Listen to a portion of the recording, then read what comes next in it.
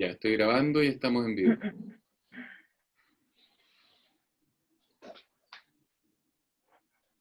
¿Alguien quiere partir?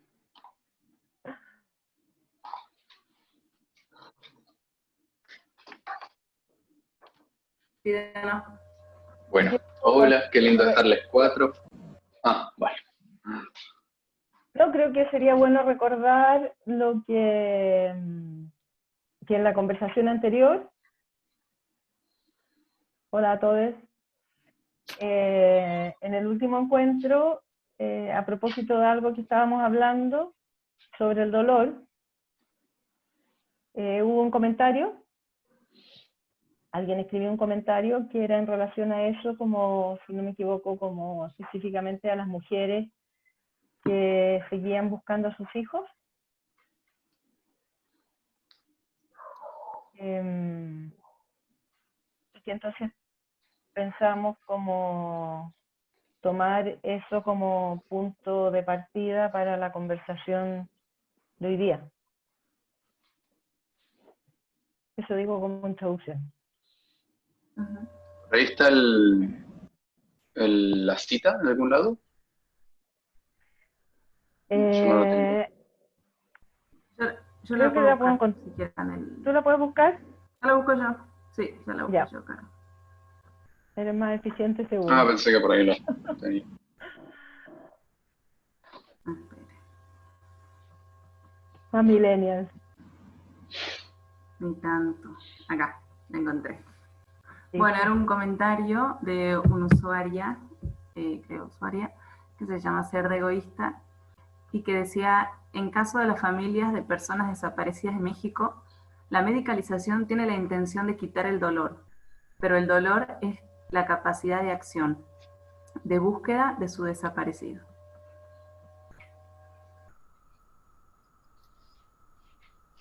Exacto.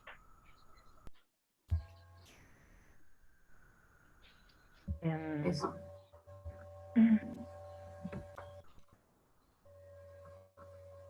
Salud. Salud. Santo, querías decir algo nomás, ¿no?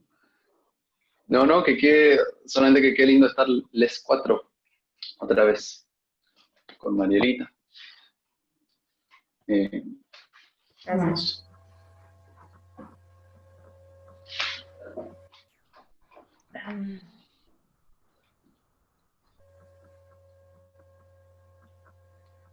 Bueno, un poco esta frase como disparadora, ¿no?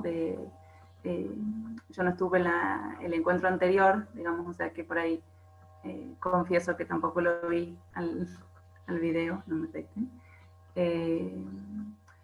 Pero bueno, un poco no sé bien qué estaban conversando en ese momento, como quizá, digo, o sea, como para que me cuenten un poco a mí, para quizá también otras personas que no han estado en ese momento también, o que no han estado el jueves pasado, el anterior,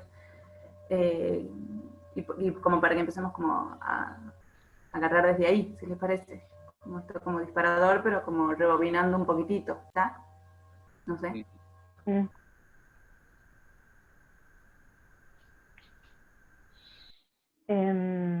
Si se acuerdan, capaz que no. Yo me acuerdo que hablábamos de narrativa, no mucho más.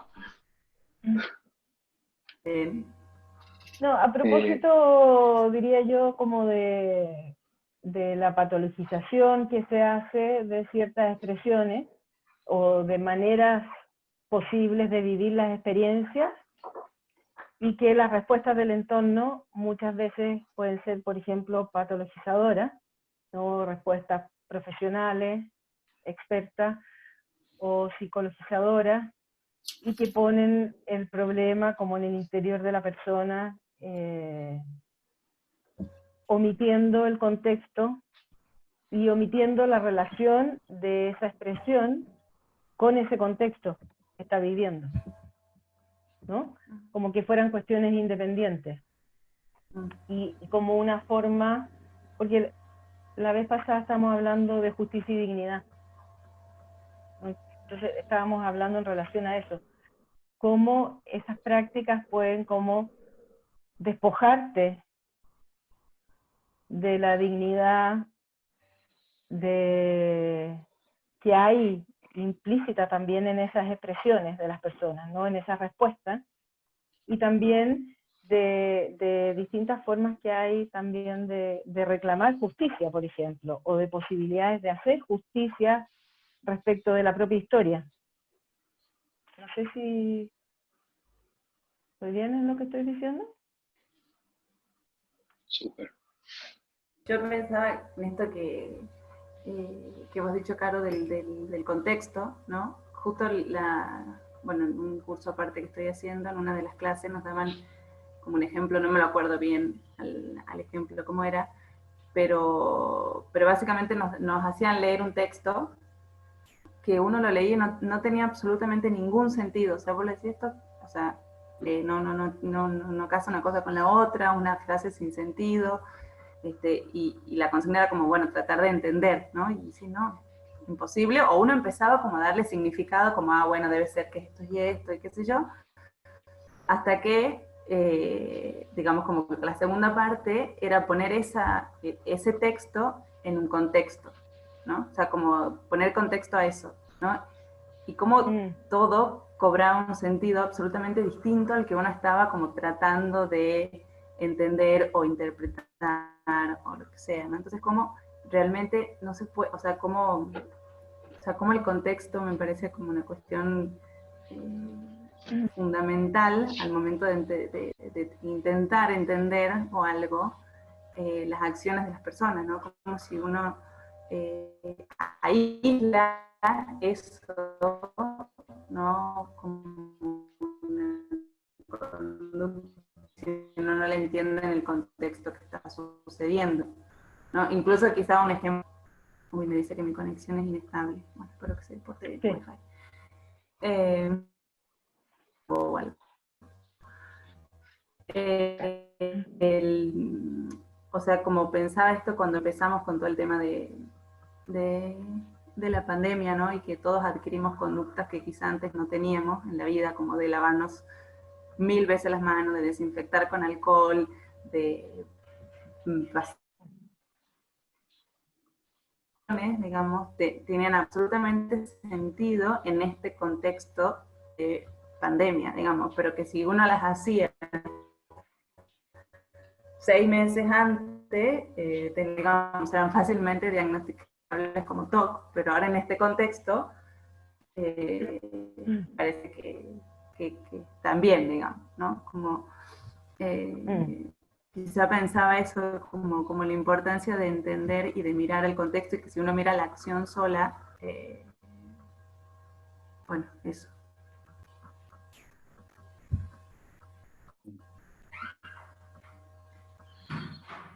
Bueno, este comentario fue formulado ya de una forma súper clara, ¿no?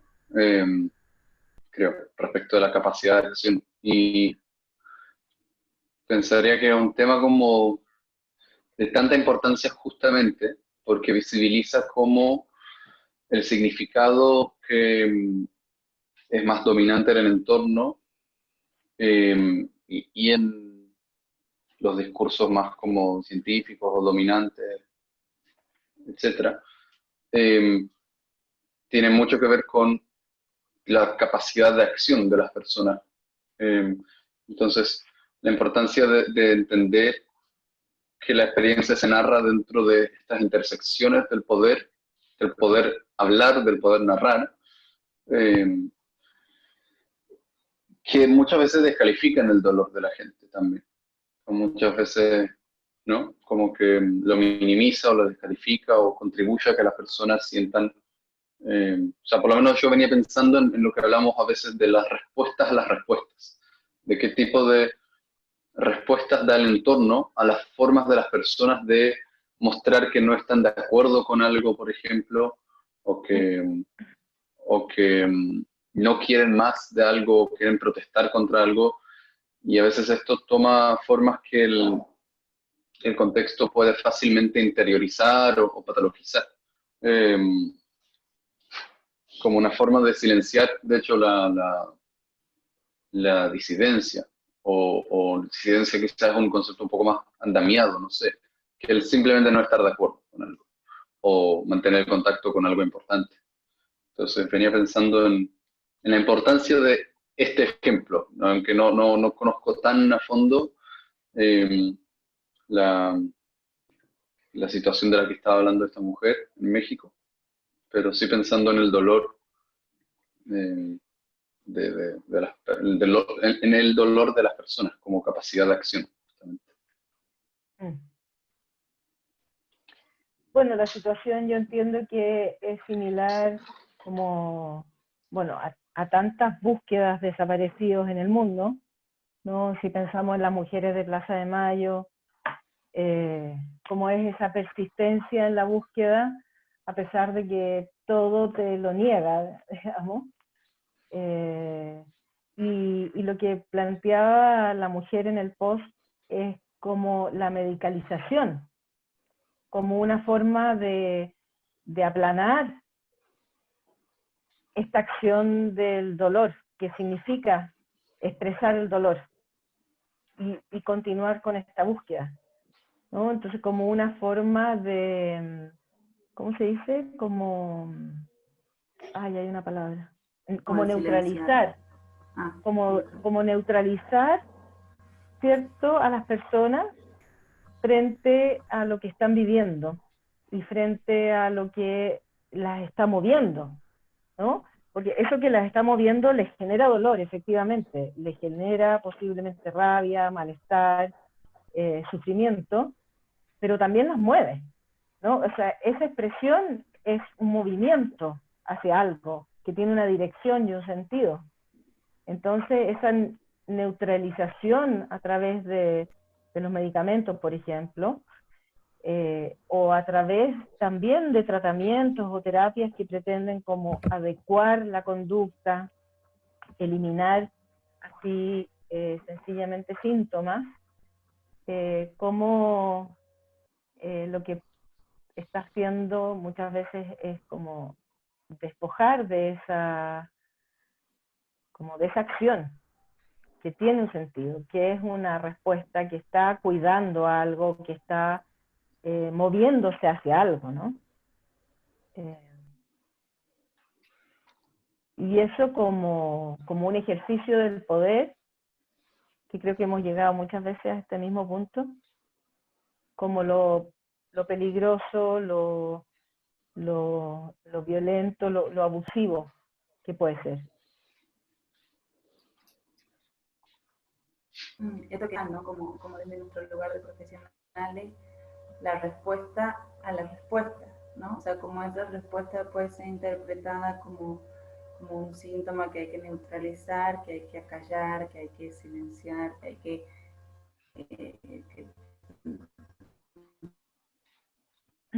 desaparecer, o como uno puede, o un poco el proceso de esa respuesta, como decía Oscar, ¿no? Como esa respuesta como acción. Se te escuchó mal, Marilita, la última parte. O sea, no se te escuchó. O sea, como la O, la opción B, es lo que decía la Caro, de honrar esa respuesta, ¿no? Como que hay algo importante que está siendo cuidado ahí, ¿no? Como esta respuesta como acción, ¿no? Como no estar aceptando ciertas cosas, ¿no? Como si ese dolor, esa rabia o lo que sea está presente, porque hay algo importante, y esto que por ahí, como muchas veces conversamos, cuanto más intensa y más fuerte es la acción, digamos, la respuesta, probablemente más importante sea aquello que está siendo vulnerado. Y quizá desde otro sistema, cuanto de acallarlo y de medicalizarlo y de pasarlo, quizá. Dice,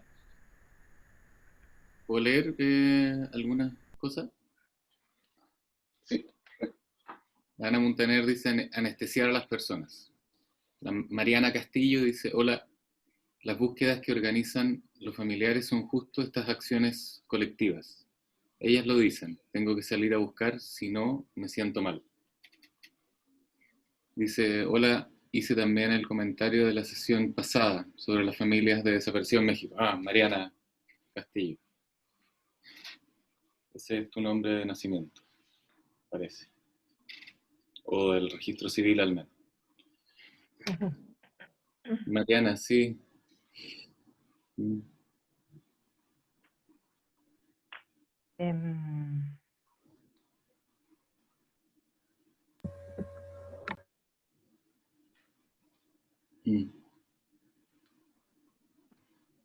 Dicen que siempre llegamos un poco a lo mismo. Claro, tú dijiste como que hemos llegado al mismo punto varias veces, ¿verdad? Y yo creo que vamos a seguir llegando muchas veces y es súper importante repetirlo porque me parece que la cultura dominante, claramente, de las psicoterapias, por ejemplo, o del trabajo social, o cualquier trabajo asociado a eso que se conoce como salud mental, y no salud física, digamos, salud mental, tiene una larga tradición de que sienta sus bases en tener un saber experto acerca de las personas. Entonces, se han desarrollado muchas teorías, muchas escuelas de psicología, básicamente, y la psiquiatría, han desarrollado una serie de interpretaciones acerca de la acción humana, que tienen una historia de 300 años o algo así, ¿no?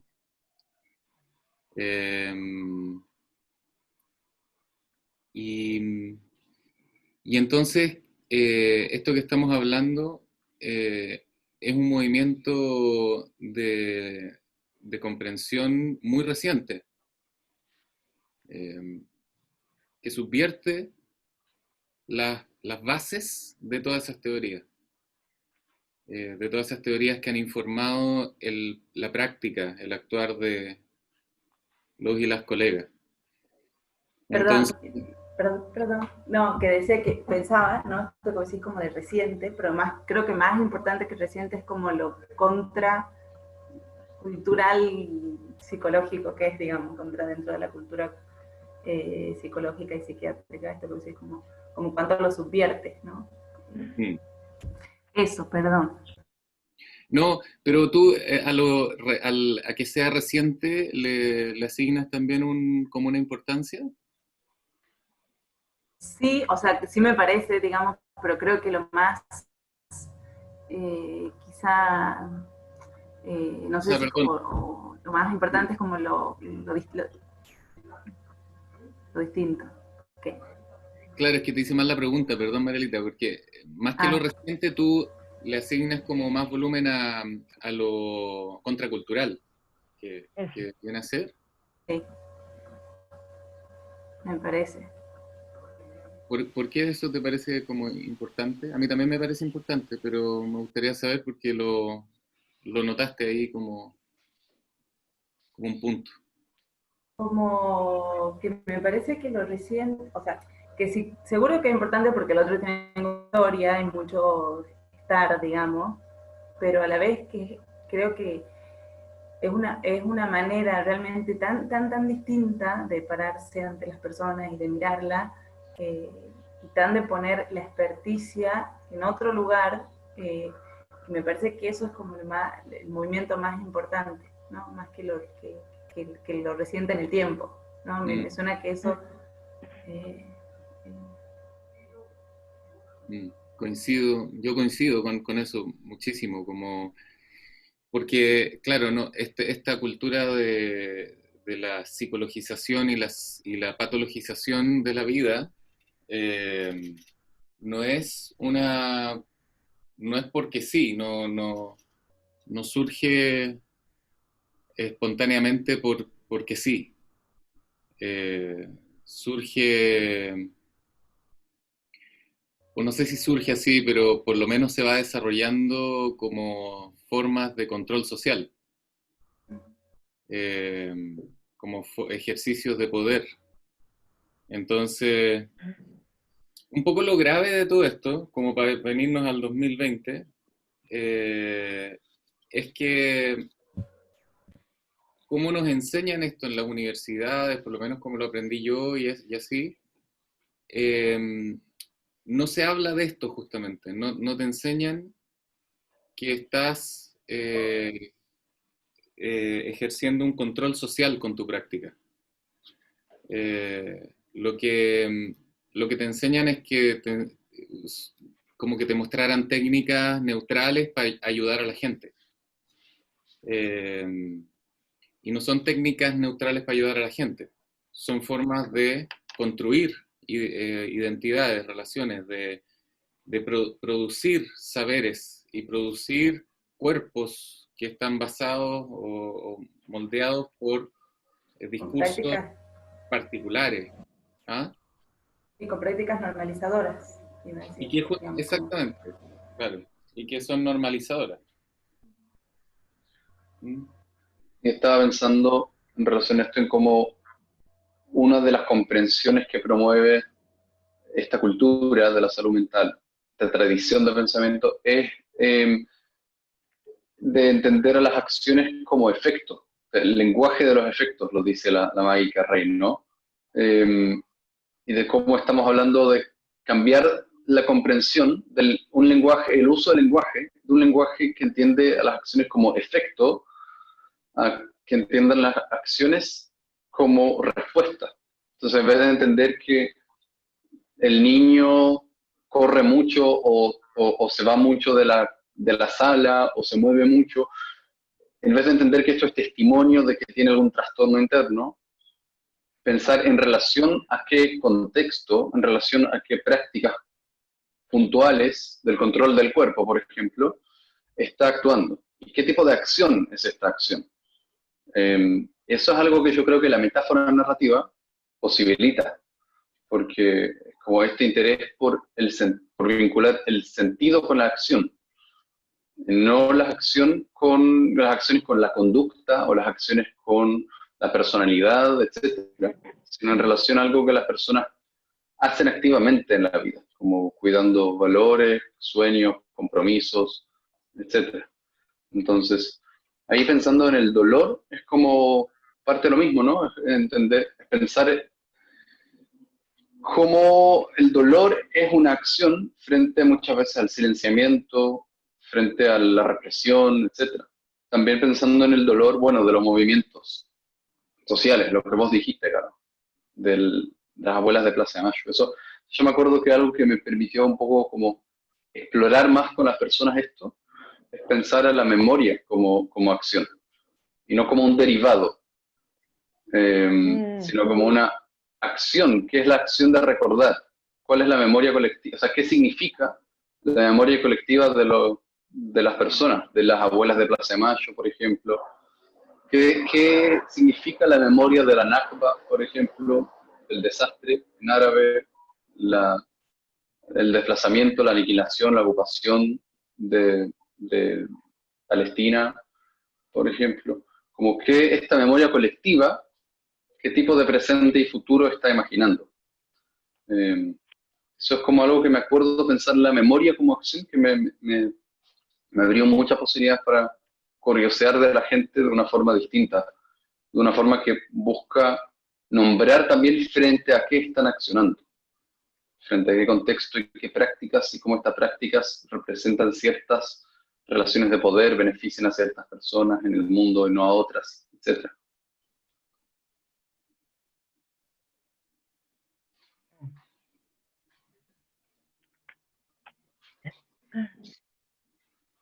Hay un comentario de Ana en relación a lo que hablamos recién, Italo, como quizá hay muchas prácticas, dice, quizá hay muchas prácticas recientes o nuevas, pero no contraculturales como son las prácticas narrativas. En relación a lo que estábamos hablando. Y pensaba yo también recién como,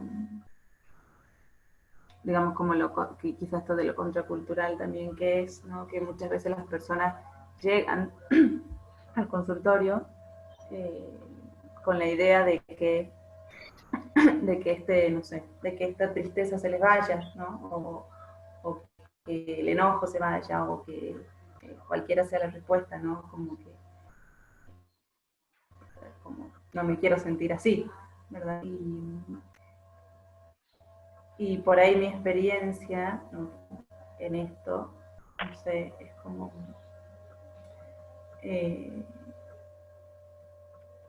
digamos, como que también está la expectativa de las personas digamos, a que yo vengo a este lugar a eliminar esto que me está pasando, digamos, como a callarlo, a neutralizarlo, a que ya no esté, a que lo que sea, a que lo supere, etcétera, etcétera.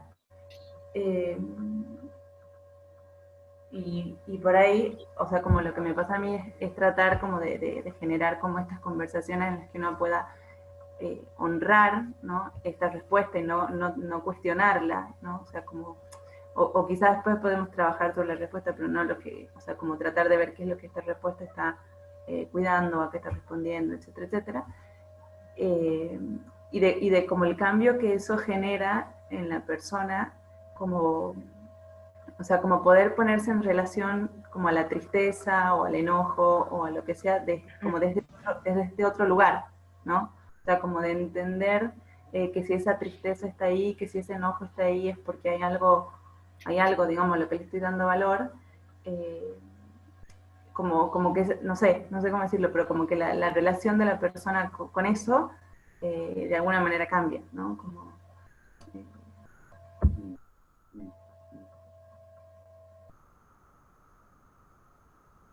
Sí, yo estaba pensando en eso, así como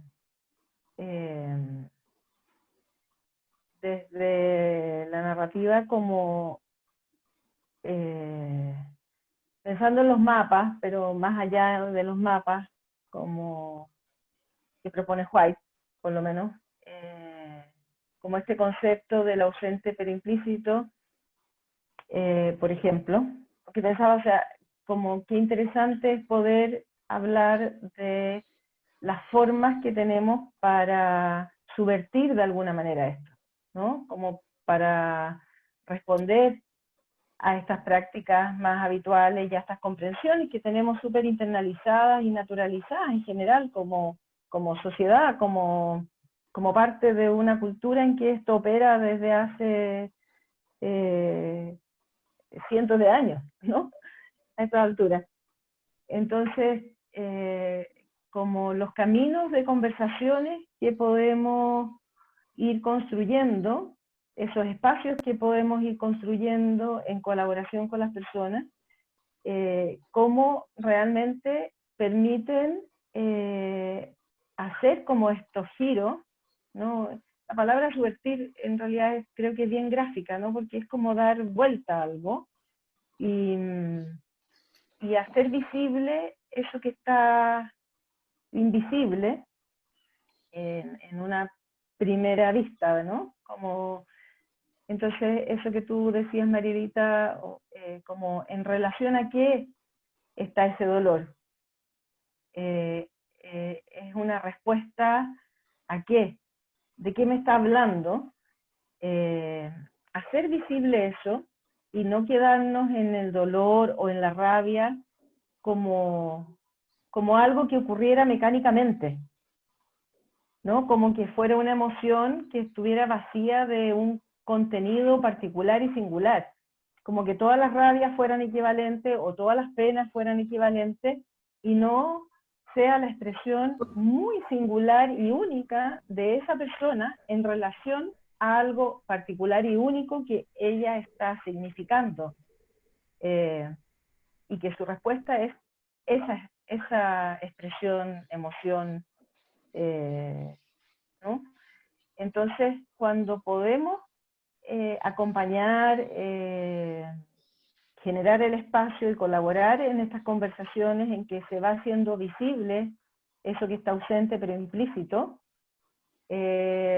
realmente podemos como abrir esta posibilidad de entender de qué se está tratando esto, ¿no? Como qué está en juego aquí, que a mí me mueve de esta manera. No es como tan rabiosa que soy yo, ¿no? Sino podemos llegar a tanto que me importa esto, tan importante que es para mí, no sé, el respeto, o el cuidado o la justicia, ¿no? Entonces, y poder hacer, historiar esa relación con la justicia o con el respeto, poder conocer de los saberes que hay involucrados en esa valoración, ¿no?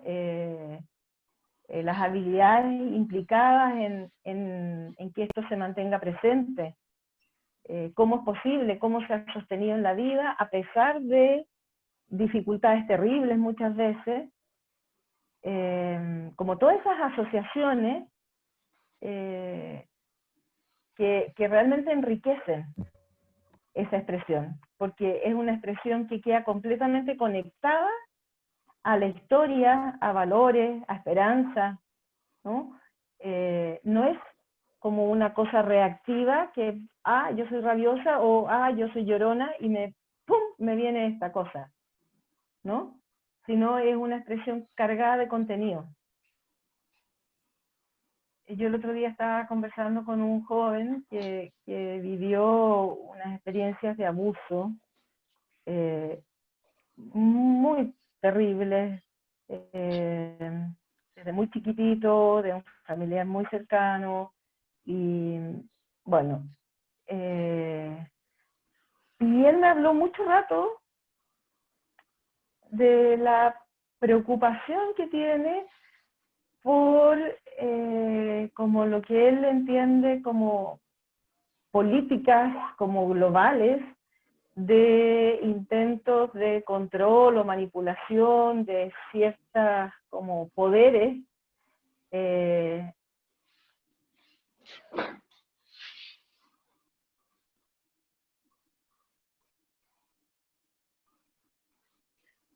¿Se cortó un poco?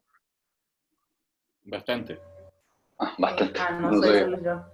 Claro. Sí, soy yo. Así opera el poder, haciéndonos pensar que somos solo nosotros, nosotras. No, la ¿No? verdad es que alguien la silenció porque estaba hablando bacana y alguien le tiró abajo el wifi o algo, no sé quién. La muteamos. Bueno, pero mientras llega, porque sí, se perdió completamente, pero seguro se va a conectar de nuevo.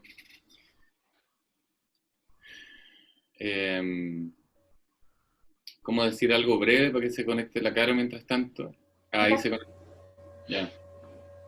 Lo hice bien. Tenemos que preparar algo para la próxima.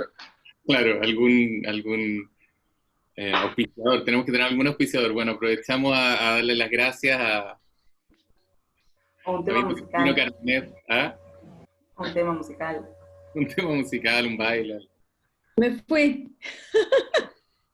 Dale, Caro. Perdón. Te esperamos, no dijimos nada para esperarte. Nada importante. ¿Estoy? Sí, ahora estás. Pero ¿Más o menos? dale, sigue contando la historia de este joven, de este hombre joven. Bueno, que eso, él me habló mucho rato de que los videos que estaba viendo, las cosas que había leído, cómo a través de la historia ha habido como poderes, y por otra parte, en otras conversaciones hemos hablado harto de su preocupación por él, por no ser él alguien que daña a otros, ¿no? Como un temor gigante, mucho por como efecto también de lo que se dice, ¿no? Como si tú fuiste abusado, vas a ser un abusador, o si a ti te pegaron, tú vas a pegar, como esa idea también. Entonces, como un terror gigante de él, de no ser eso, ¿no? De no dañar a otros, de nunca constituirse como en una persona peligrosa para otros. Y yo le pregunté si esta preocupación que él tenía como por estos poderes que él veía en el mundo, ¿no? Como intenciones de manipular a la población, de controlarlas, de diferentes formas como de abusar de pueblos, de comunidades, tenía algo que ver con su preocupación en su micromundo, digamos, de no dañar, de no abusar a otras, ¿no? Y porque si uno lo escuchaba así nomás, podía ser como que divagante, ¿no? Como, ¿por qué tanto le importa esta cosa? ¿Qué tiene que ver con él, ¿no? Como querer desentrañar la Matrix, un poco en donde estábamos, ¿cachai? Y yo preguntaba, ¿qué tiene que ver esto con tu vida? ¿No? Y me decía, sí, es verdad, porque me he dado cuenta que como que vivir como por una cosa colectiva le da sentido a la vida, ¿no? Como que no se trata de uno solo, sino que se trata de compartir y de una cuestión más comunitaria y colectiva, de estar bien, de saber cómo uno impacta en el otro y los otros impactan en uno. Entonces, ¿cómo se tejen, ¿no? Las historias, las preocupaciones, los intereses, ¿no? O sea, ese interés, esa preocupación no está desvinculada de una cuestión que está dentro de su vida cotidiana, ¿no? De su mundo, del que puede recorrer. Pero está vinculada también a esta cosa macro, como la gran preocupación por a dónde vamos a llegar. Pero eso se refleja también en cuestiones concretas, diarias, de llamar a una amiga, de preguntarle cómo está, de hacerle saber que él está interesado en que ella esté bien. No son cosas desconectadas. No sé si se entiende lo que quiero decir. Pero... Sí, qué bonito. Sí, y no sé si estoy silenciada. No. Y yo pensaba, Caro, esto que como de poder, esto como de unir, ¿no? Esto que está como en lo que a él le importa, como arriba, ¿no? Con las acciones concretas, ¿no? Que puede llevar en su vida, digamos, como cotidiana, y que con tu pregunta ayudarlo como a conectar estas dos cosas. Seguramente. Sí. Yo estaba pensando, dijiste, Caro, antes como los caminos que abren estas comprensiones, y estaba pensando en cómo uno de los caminos, o sea, una de las conversaciones que abren estas conversaciones, como que por lo menos lo más potente para mí ha sido también, será interesante saber con este joven si es algo así, hablaron también, pero el hacer muy visible el contexto y las prácticas en relación a las cuales las personas han estado viviendo. Entonces, porque no es lo mismo vivir un abuso y que cuando alguien decide contarlo, por ejemplo, reciba un silenciamiento por todos lados o una ridiculización por todos lados y piense que no lo puede hablar nunca más, o si es niña, más aún confundirse con el hecho de que un adulto que me cuida, me acallan respecto a algo que me pasó.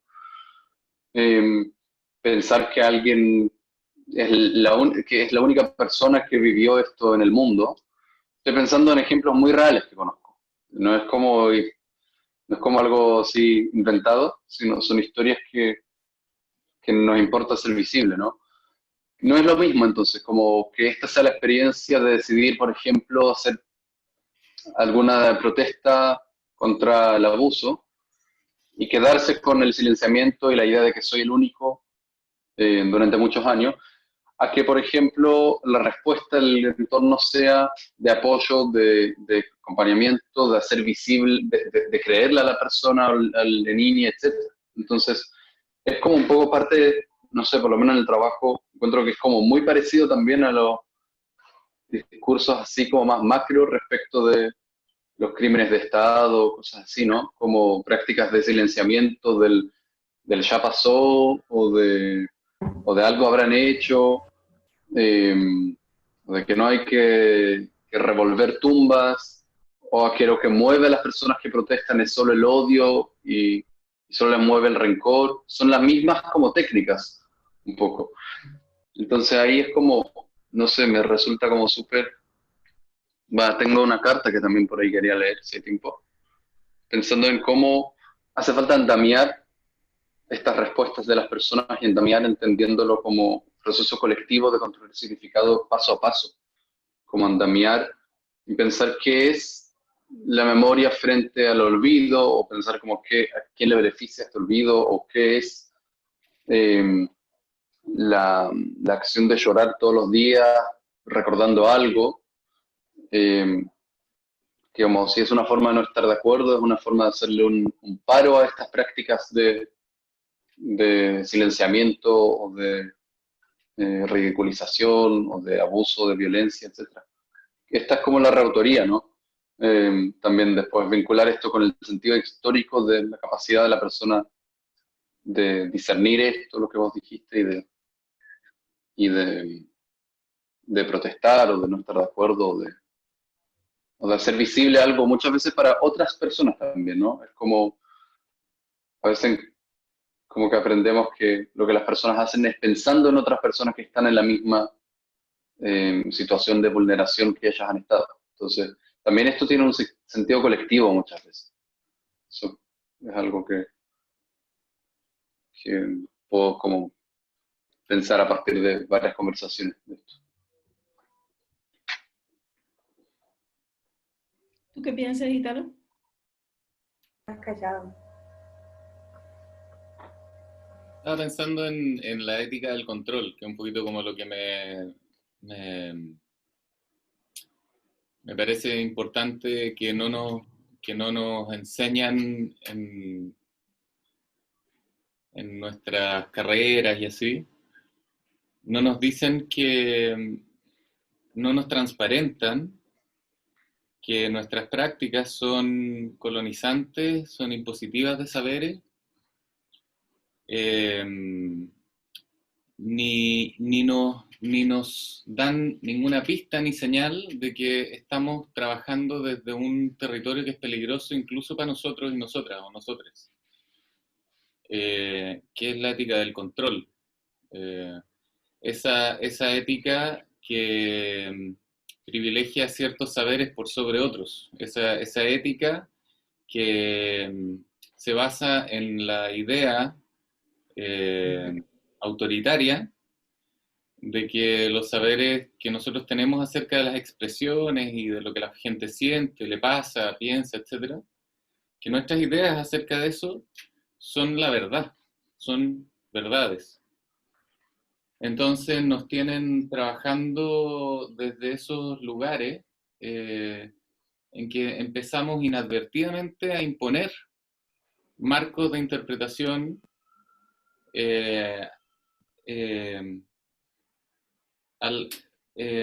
a imponerle significado a las acciones de las personas en lugar de indagar en lo que para las personas significa lo que están haciendo.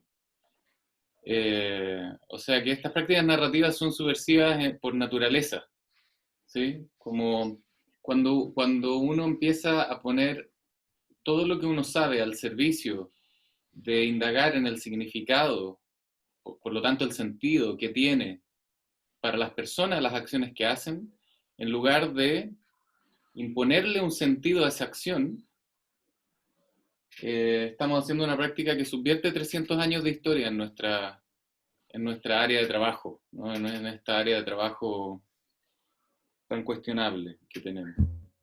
Estaba pensando en eso y estaba pensando en que eso no es neutral, está al servicio de la mantención de esta institucionalidad que es la psicología, la psiquiatría, el trabajo social, etcétera. Que son instituciones que debieran, igual que las instituciones del género y así, según yo por lo menos, debieran empezar a diluirse, porque son las estructuras que están diseñadas desde el poder hegemónico, en Occidente al menos, para justamente el control de esos cuerpos, para hacer las distinciones o las diferencias de quién va a tener más espacio para hacer, hablar, etcétera, que otras personas. Entonces, necesitamos empezar a diluir creo que estas nociones. Pero antes de llegar a eso, es importante, creo yo, como tener conciencia de que esas nociones y esas divisiones existen y tienen efectos reales. O sea, que nos ponen en situaciones de ventaja. Yo como psicólogo estoy en una posición de ventaja en relación a los significados que se van a construir en una conversación en un contexto de terapia. Yo como hombre estoy en ventaja en este mundo en relación a las mujeres y así, como adulto, con los niños y así. Entonces, la pregunta previa a esta idea de empezar a cuestionar estas identidades, la identidad psicóloga, la identidad trabajadora social o trabajador social, etc., es cómo usamos el poder que tenemos, el privilegio que tenemos. Y creo que toda esta conversación también se basa en eso, como en algo terriblemente básico y fundamental, algo que no debiéramos estar ni siquiera hablando, pero que lamentablemente tenemos que hablar porque es lo que no se da, que es algo tan simple como ¿te duele? Como decía la Marielita, ¿cuál es el contexto al cual este dolor está respondiendo? ¿Cómo significas tú ese contexto? Por lo tanto, ¿qué significa este dolor para ti? ¿Qué tipo de acción es este dolor? ¿Es una respuesta de qué tipo? ¿Es una protesta? ¿Es un grito desesperado? ¿Es un rechazo a algo? ¿Es un no aceptar algo? Y cuando uno hace eso, lo que hablaban antes, ustedes dijeron la respuesta a las respuestas, y desde el activismo social, la Vicki Reynolds, que trae ideas del activismo social a la terapia, habla del contraataque, de que en el fondo, cuando el contexto más amplio responde a estos intentos de protesta, es un contraataque del poder, porque esa protesta pone en riesgo, desestabiliza el poder. Entonces, a mí me gusta el nombre contraataque también. Como te duele, te voy a diagnosticar. Eso es un contraataque. Te duele, te voy a tratar de disminuir el dolor haciéndote... No curioso de qué es lo importante que te hace doler y por qué tiene este volumen tu dolor. ¿Cuánto es el volumen de lo que estás siendo transgredido o el abuso que estás viviendo? Sino que te voy a tratar de aplacar, de neutralizar, como decían, anestesiar, como decía la Ana. Y aparte, perdón, Italo, como en esto, ¿no? En este sistema, como la culpa que genera, ¿no? De que estoy, o sea, de lo mal que estoy porque estoy sintiendo este dolor, ¿no? O sea, como, pucha, estoy depresiva, ¿no? O sea, como, qué mal que estoy, ¿no? Y no me puedo recuperar y qué sé yo, ¿no? Como enquistando aún más quizá eso, ¿no? Pensaba también, como oprimiendo aún más las respuestas. Como inactivando, inaccionando más a la persona. Bueno, la culpa es un discurso que opera como contraataque, ¿no? Puede ser, Claro. te sientes mal, bueno, algo mal anda contigo, ¿no? No debieras sentir así. Y no me puedo poner bien, y no me puedo adaptar, y no puedo ser resiliente, y no puedo ponerle buena onda, no sé, como un montón más de cosas, digamos, que no debería poder hacer y que no está pudiendo, entonces encima estás como más internamente uno mismo, no sé, como tallado.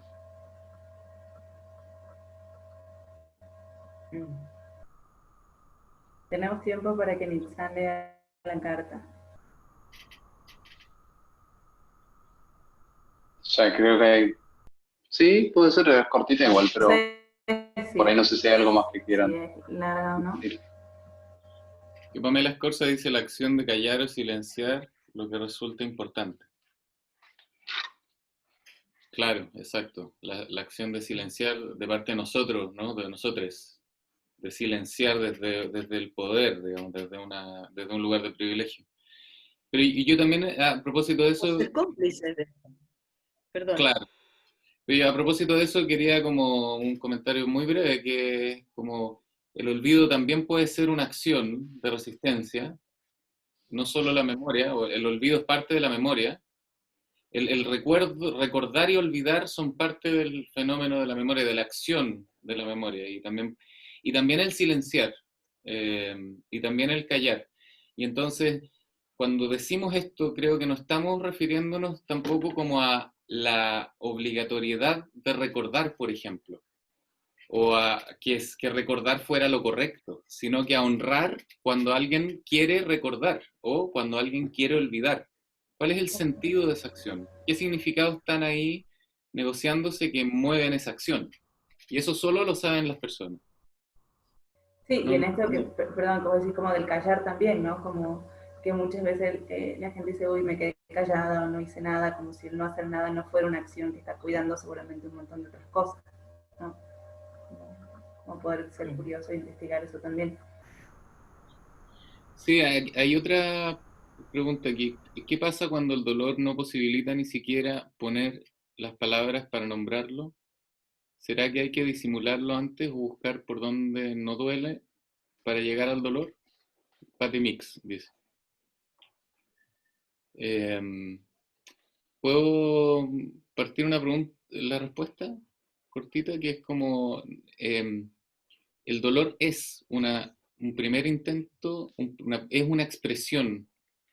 El dolor es posibilitador en, en tanto es una expresión en sí mismo. O sea, cuando las personas no son indiferentes al dolor, significa que el dolor está teniendo un impacto en el mundo y en las relaciones. De hecho, es el impacto de la no indiferencia. Por lo tanto, ya está moviendo el mundo, ya está haciendo un ejercicio, quizás no intencionado y responsable o consciente, no sé cómo decirlo aquí en este contexto, eh, pero ya es una acción que está moldeando al mundo, el dolor mismo.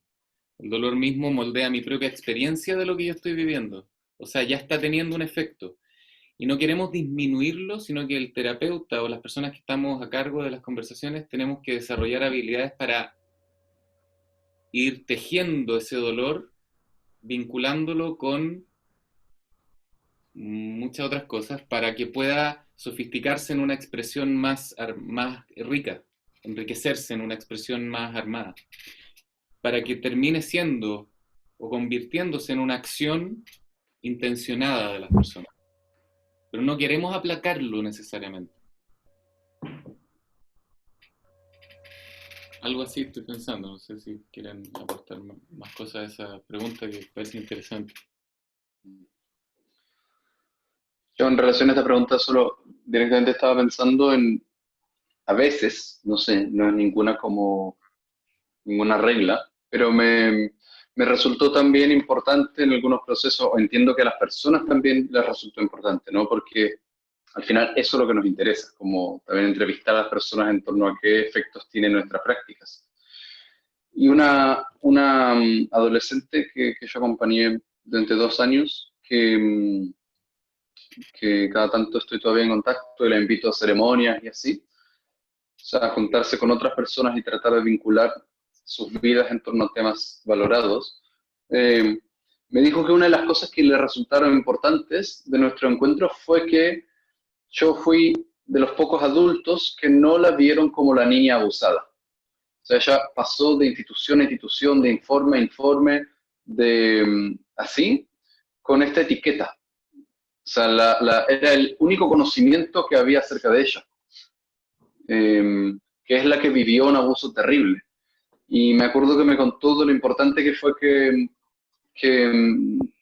pudimos hablar de esto solo cuando ella eligió hablar de esto, y no porque yo estuviera promoviendo conversaciones, porque necesariamente hay que partir de hablar de esto, del abuso que vivió, porque no la honraba, no la representaba, simplemente fue o sea, suponía mucho, justamente mucha discriminación de alguna que otra forma, en distintos lugares. Entonces, pienso en relación a esta pregunta que también es la importancia de, justamente, de saber que la identidad es multihistoriada. Entonces, de promover en esta multihistoria los lugares que se vinculan con territorios preferidos para las personas.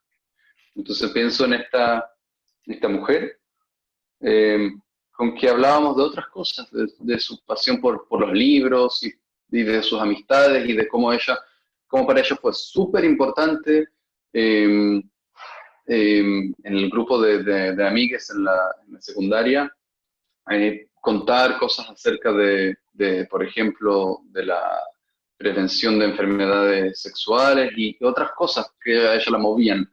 Entonces, partir por donde a ella la movía en el mundo y lo que a ella le importaba y lo que la representaba, parece que resultó algo importante. A lo que voy es como que pienso que es como urgente que no veamos a las personas desde una única historia. Y tampoco necesariamente hay que partir por los lugares que muchas veces han sido impuestas a las personas.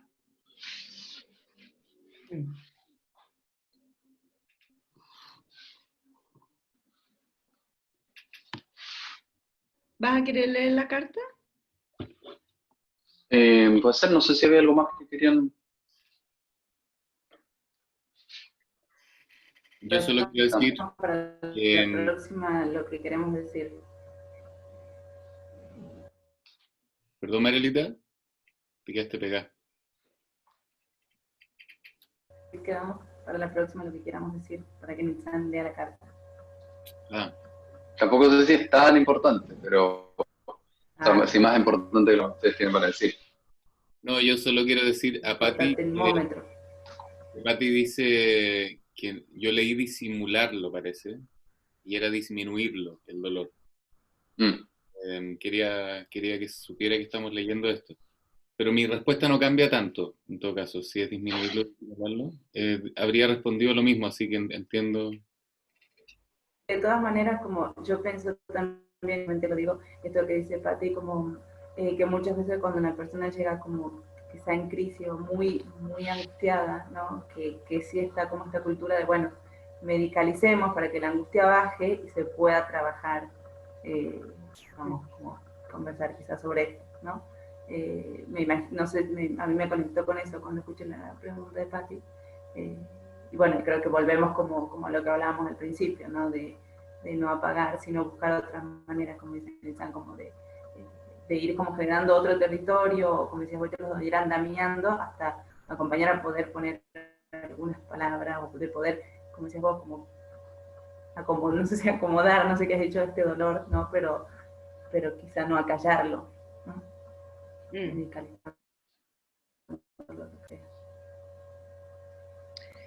Sí, porque yo creo que tiene también harto que ver con la forma en que conversamos acerca del dolor, cómo ese dolor se puede ir haciendo más insufrible o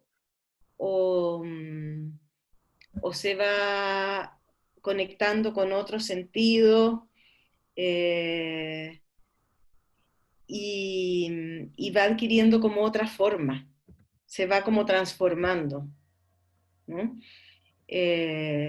Entonces, claro, supongo que la pregunta de Patti está como en un contexto en que alguien está en el momento como sumamente como desbordada por el dolor, que bueno, tampoco tenemos apuro, ¿no?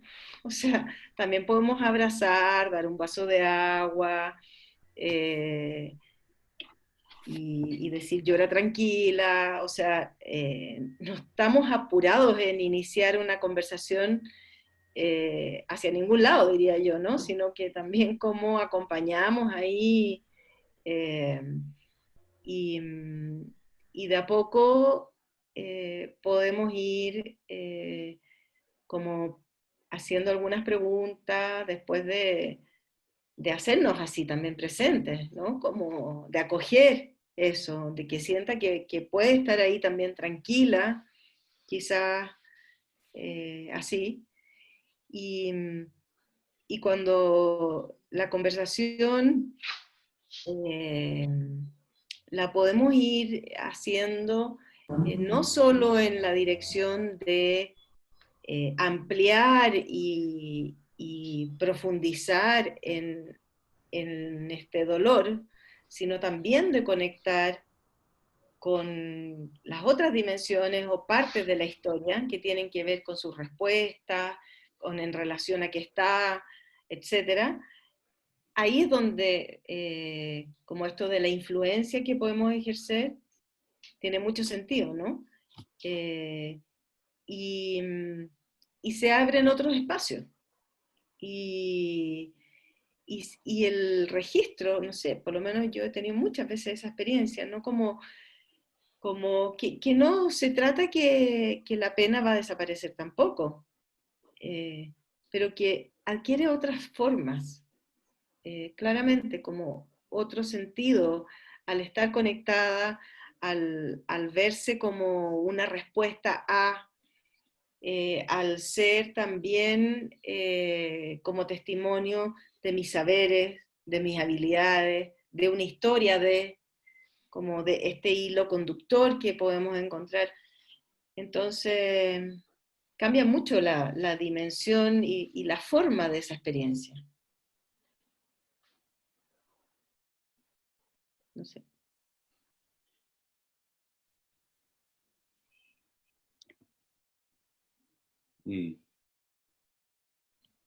Son las 20:03 en Chile, 21:03 en Argentina. Hay mucho más que podemos decir.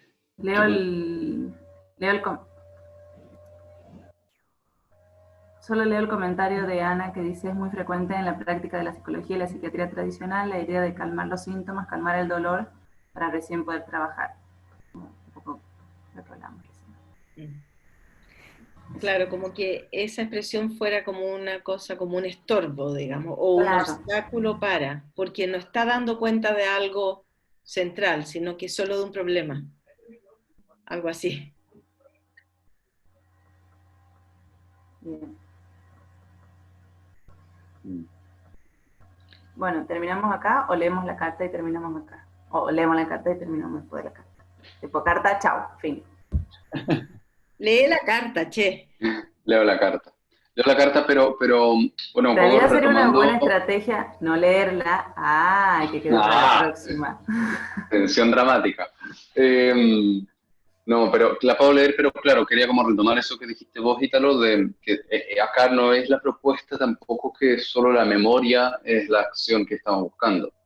Eso más bien lo comenté como, esta carta es una carta que habla de la memoria en un contexto donde muchas personas históricamente, donde ha habido un equipo de silenciamiento en la vida de esta mujer. Entonces, como una acción que es justamente una protesta frente a este contexto, ¿no? Entonces yo fui testigo de un hecho histórico, que fue romper el silenciamiento de 30 años, ¿no? Entonces ahí la memoria adquiere entiendo, para esta mujer este sentido, pero no es universal, justamente es como relacional. Entonces quería leerla. Tengo permiso para leerla, pero no para compartir el nombre de esta mujer. Esto es como súper importante, ¿no? Bueno, dice la carta es como es como un documento, no es una carta, tanto es como les mentí. De hecho, es simplemente el conjunto de frases que escribimos juntos después de unos meses de trabajo. A partir de mucho, o sea, tanto de conversaciones nuestras como de cartas que otras mujeres le mandaron, que otras mujeres que yo conozco le mandaron, de todos los registros que teníamos. Y dice así: ni perdón ni olvido. Soy una mujer que quiere luchar contra el abuso, que quiere ser feliz, y que todas las mujeres seamos felices. Una mujer que lucha por el respeto. Lucho para que me respeten, para que me valoren como mujer y no como objeto, para que no exista la violencia. Reclama la justicia de mi derecho, de aliviar el dolor y no negar más lo que me duele, sabiendo que lo mío también es importante. Mi bronca es por las acciones violentas, acciones inaceptables. No tener bronca sería no reconocer la violencia, sería negar lo que pasó. La bronca es importante para valorarme más. mi papá no tiene derecho a estar presente en mi vida. No acepto las prácticas del ya pasó, como quitarle importancia a lo que me pasa, no creerme, decirme que lo olvide, compararme todo el tiempo con otras mujeres. Para mí, lo peor son las comparaciones. Mi respuesta es que no hay olvido, hay justicia. Es injusto olvidar porque no tengo que negar lo que pasó para que no vuelva a repetirse. El respeto a la mujer por no callarse más, por no agachar la cabeza.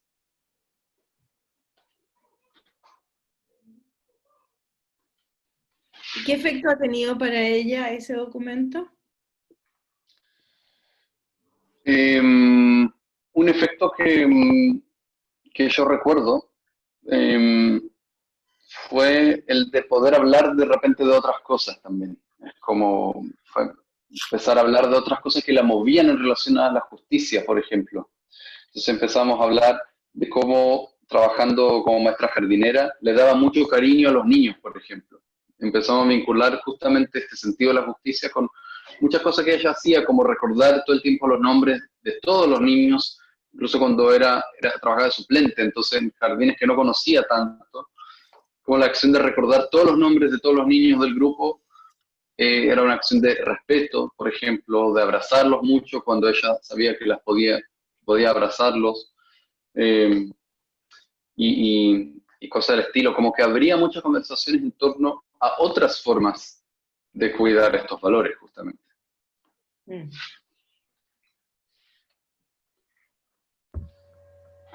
Otro día podríamos hablar de documentos, a propósito. 909, sí. Nos tocan el timbre. Sí. Estamos en la hora. Oye, antes de que nos reten las personas que trabajan arduamente en difundir nuestras actividades y todo eso, @Pranas Chile, Facebook, Pranas Prácticas Narrativas. No tenemos gran convocatoria, entonces esto es importante porque para que inviten gente, para que nos etiqueten. La otra historia, @. La otra historia, Prácticas Narrativas Tucumán. La otra historia, Prácticas Narrativas Tucumán. Y Nitzan, En Facebook, Resonancias Prácticas Narrativas, y en Instagram, @Resonancias BSAS. BSAS, de Buenos Aires. Y lo otro, están estos libros ya en venta en Amazon, por lo menos en papel. Eso es una cosa nueva, porque mucha gente ha preguntado si se puede comprar en papel, y están Mapas de la Práctica Narrativa de Michael White, La Conversación Continua de Michael White, volumen 1 y volumen 2 de Prácticas Latinoamericanas de Terapia Narrativa, y prontísimo va a haber una ¿cómo se dice? Recaudación de fondos colectiva. Tiene un nombre en inglés. Me carga usar el inglés para las cosas. Es una recaudación de fondos colectiva y solidaria para la edición de un nuevo libro de prácticas narrativas que estamos preparando, así que para que estén atentos. Y la revista Andamiajes. Y está la revista Andamiajes, que dentro de unos meses van a haber nuevas publicaciones, nuevos artículos. Bueno, gracias. Esos son los anuncios pastorales. Nos vemos en 2 semanas. Nos vemos en 2 semanas. Nos vemos en 2 semanas. Gracias. Buenas noches. A todos. Chao, Chao. Cuídense. Que estén bien. Chao. Chao.